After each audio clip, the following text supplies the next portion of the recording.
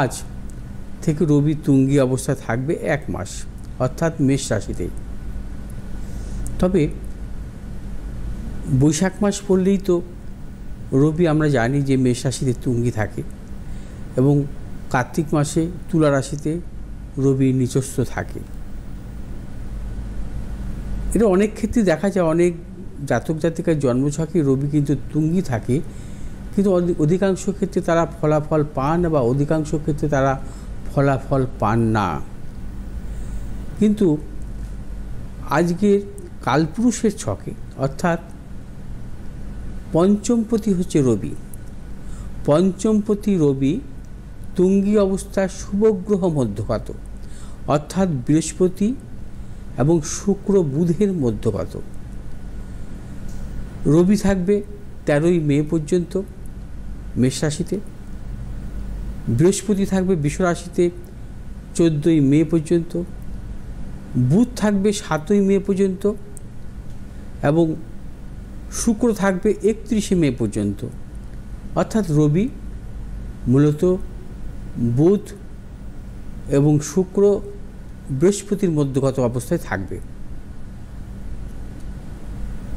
কারণ কোনো গ্রহ যদি তুঙ্গী থাকে বা কোনো ভাব যদি কখনো শুভগ্রহ মধ্যগত থাকে, আমরা বলি শুভকর্তারই যোগ।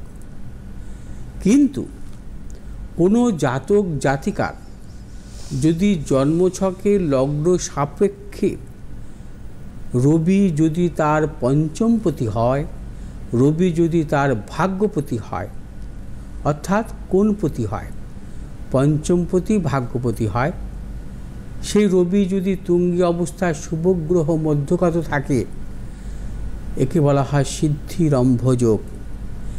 এই যোগ অত্যন্ত বিরল, এবং এই যোগে যারা জন্মগ্রহণ করে সেই জাতক জাতিকা একটি শহরের বিখ্যাত হতে পারে, একটি জেলার বিখ্যাত হতে পারে, একটি রাজ্যের বিখ্যাত হতে পারে, একটি দেশের বিখ্যাত হতে পারে, এমনকি পৃথিবী বিখ্যাত হতে পারে এই যোগে জন্মগ্রহণ করলে।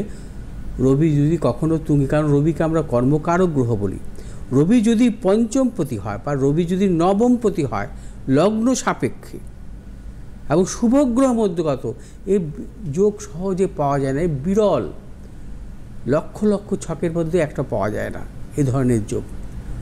অর্থাৎ এই সিদ্ধিরম্ভ যোগ থাকবে 13ই মে পর্যন্ত। এবং এই সিদ্ধিরম্ভ যোগের ক্ষেত্রে মূলত যে সমস্ত রাশির জাতক জাতিকারা আগামী 1 মাস সাফল্য পাবেন, তাদের মধ্যে হচ্ছে মূলত মিথুন রাশি, কর্কট রাশি, সিংহ রাশি, কন্যা রাশি এবং মকর রাশি জাতক জাতিকারা অত্যন্ত শুভ ফল পাবেন এই সিদ্ধিরম্ভ যোগ 13ই মে পর্যন্ত।